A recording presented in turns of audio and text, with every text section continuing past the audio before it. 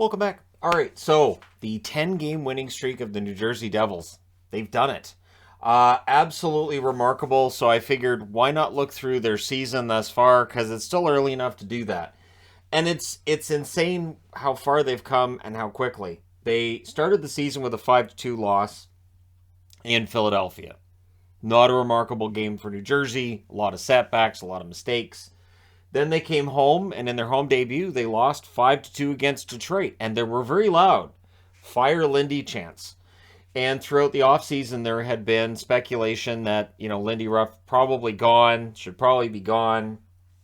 A lot of setbacks. The previous season that were blamed on Lindy Ruff. So, was he on his way out? Well, I mean, two games into a season is a little early. So management doesn't fire him. Turns out that was the right call, because they've lost one game since then. It has been quite the run. First, they beat Anaheim 4-2. The 3 stars in that game, Hamilton, Palat, and Hischier. The shots were 41-20 for New Jersey. And so this is where the story really starts.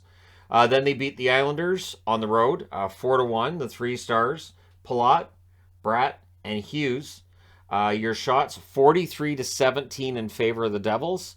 And that game was remarkable in that they controlled the Islanders the whole game. That was absolutely, it was textbook. They controlled that game, which I felt really reflected that the Islanders were having their struggles. And looking at it now, this was the dominance in New Jersey starting to show up. Then they won at home against San Jose 2-1. Your 3 stars in that one, Sharon Govich, Mercer, and Blackwood. The shots were 36-22 for the New Jersey Devils in that one. So they didn't make 40 shots.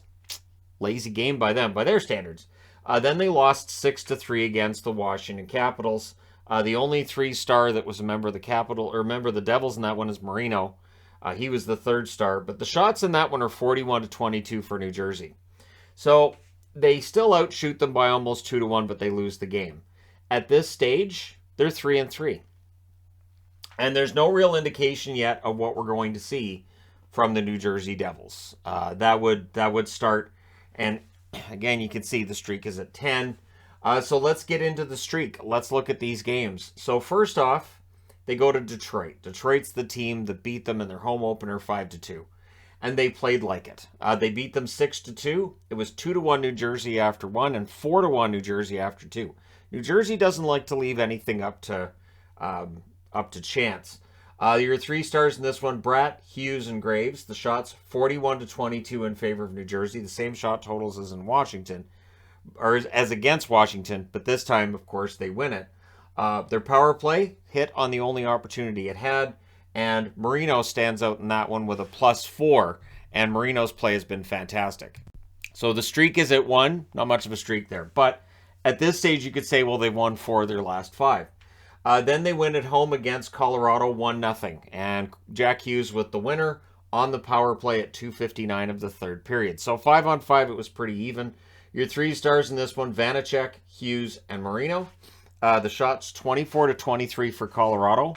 So not as many shots for New Jersey, but they find a way. And they went 1 for 3 on the power play, as the power play is how they win the game. Then, of course, the remarkable 7-1 drubbing that they gave the Columbus Blue Jackets. It was 1-0 New Jersey after 1 and 4-1 after 2, and it just continued in the 3rd. Your 3 stars in that one, Hischier, Marino, and Zetterlund. And I think the 3 stars tell you it really is everybody. Everybody's bought in, and we'll get to that. The shots 53-21 for New Jersey. The power play goes 1 for 3 in that game. So their power play is helping them out. Then they go on the road, going through Western Canada, where Pittsburgh had just been taken out.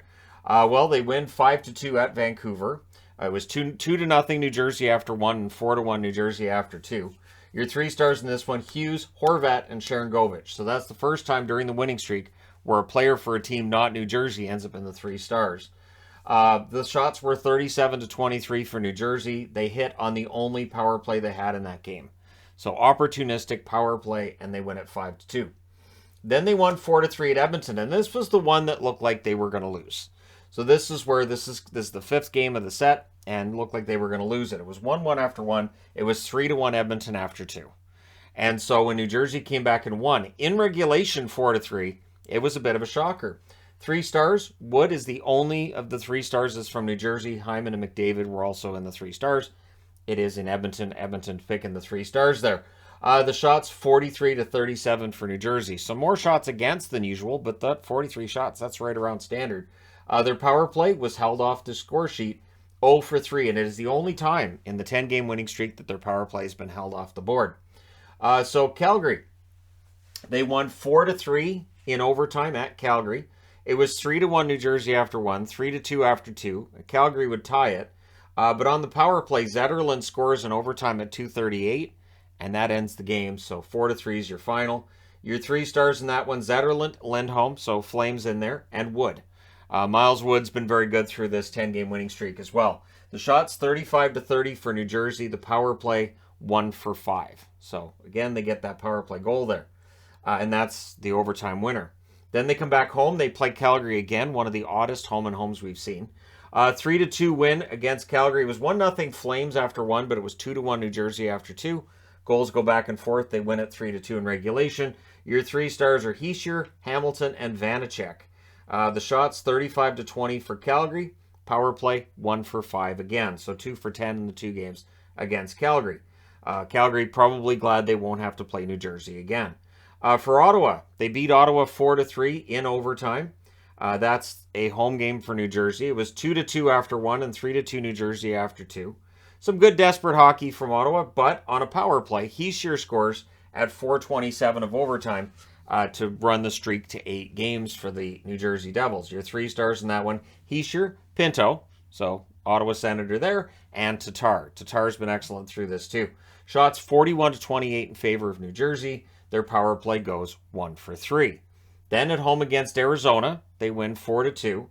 2-1 New Jersey after 1, 4-2 after 2. No scoring in the third. Your 3 stars are Tatar, Hughes, and Schmid.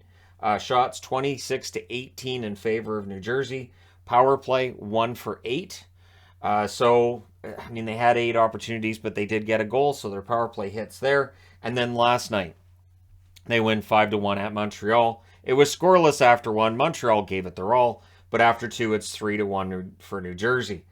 3 stars, Hughes, Mercer, and Hamilton. Shots 39-26 for New Jersey. Their power play 1 for 2. So New Jersey leads after 2 periods 1, 2, 3, 4, 5, 6, 7, 8 out of the 10 games. And they get a winner in the third here to win 1-0. And in the Edmonton game, they were down 3-1, and they scored the 3 in the third. So they're very good at playing from in front, but they're good at playing from behind as well. They just don't do that very often. So this is a team that's proven itself. Now, what's interesting is, and I'll come back over to this, if we look at their record since 2012, it's been mediocre at best. 2012, 2013, and I go since 2012 because they were in the final. They missed the playoffs in 2013. They were 5th in their division. 2014, they're 6th in their division. 2015, they're 7th in their division. 2016, they're 7th in their division. 2017, 8th in their division. 2018, they finished 5th in their division. They finally made the playoffs. Tampa Bay takes them out in 5. 2019, right back down. They're 8th. 2020, they're 8th. 2021, they were 7th. 2022, they were 7th. So last year, they had a record of 27, 46, and 9. There wasn't much of an indicator of what was to come. Now, we can look at this winning streak and just in general their schedule. We can say, okay, there's California teams here. We know those are weaker opponents. Detroit's been up and down all year. Columbus has been poor. Vancouver's been poor. Calgary had a 7-game losing streak. It's a disturbingly bad time for Ottawa right now. Arizona is Arizona. Montreal, not much is expected from them. But if we can tear it apart that way, we can also say something simple. They're winning the games now. So is it a bit softer of a schedule than others might be playing? Sure, but they're winning every game. They're piling up the points. What they've been able to do to get to 13-3, so they're 10 games above 500, is make it so that from here, all they have to do is probably go 7 games above 500, will get you 99 points. It's probably playoffs. And they've given themselves that cushion so that when injuries show up, when there's setbacks, they're okay. And that's really the reason why when we talk about getting off to that good start through 10 or 20% of the season, 16 games is roughly 20% of the season. It really is a matter of having that cushion to separate yourself from teams below you, and for when you do go through rough patches, to be able to come through it. I don't know how far this streak's going to go. Very often the 10-game winning streak is about as far as it goes. I do these videos. Very often the team will lose the next game. It's not any powers on my part. It's just, it's tough to win more than 10 games in a row. It's tough to win 10 games in a row. So if we look at their last 10 games and who's doing all the scoring, the reality is it's everybody. Everybody has bought in. And this is what makes New Jersey so difficult to play against right now. Hughes, 6 goals, 9 assists, 15 points. Jack Hughes has arrived. No more arguments about his contract. Okay, there'll be a couple of arguments about his contract. He's 6 goals, 5 assists, 11 points. He's has arrived as well. I talk a lot about Suzuki in Montreal, but He's has definitely arrived in New Jersey too. Scoring above a point per game, playing that good two-way game. That's important. Tatar, 2 goals, 8 assists. Thomas Tatar has really taken a leadership role with this team. I've been more impressed, I think, with Tatar this year than any other season that I've watched him play. Jesper Bratt, 5 goals, 7 assists, 12 points. He set a new team record with 11 games straight with at least a point to start the season. And I get the feeling Bratt's going to end up with well above a point per game by the end of this season, probably around 90 points. Wood has been fantastic. 5 goals, 3 assists, 8 points. So talking about last season the big thing was goaltenders got hurt. And they were without some key guys. And Wood was one of those key guys. Barely played last year, and when he did, he didn't look right. This year, he's been absolutely fantastic. The Miles Wood that I loved 3 years ago, right? Zetterlund, 3 goals, 2 assists, 5 points. Isn't he a healthy scratch at one point? Yep, not now. Very good. Dawson Mercer, 2 goals, 3 assists, 5 points. Good, solid two-way forward and doing his part. Bastian, a goal and 5 assists. McLeod also with McLeod, goal and 5 assists. So the fact that these two are fourth liners and they've got 6 points in their last 10 games tells you they're getting that depth scoring, right? Sharon Govich, 2 goals, 1 assist, 3 points. We are back to Yegor being a guy that you watch and think, shouldn't he have more goals? Shouldn't he have more points? And that's the thing too. Sharon Govich has not had a great follow-up on last year, but it's okay because they're winning.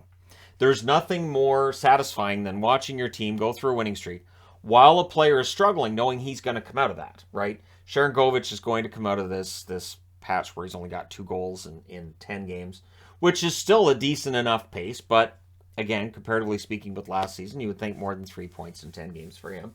And I think he'll do well. Haula, 4 assists. He's been snake bit in terms of goals, but 4 helpers. I think he's fit in well.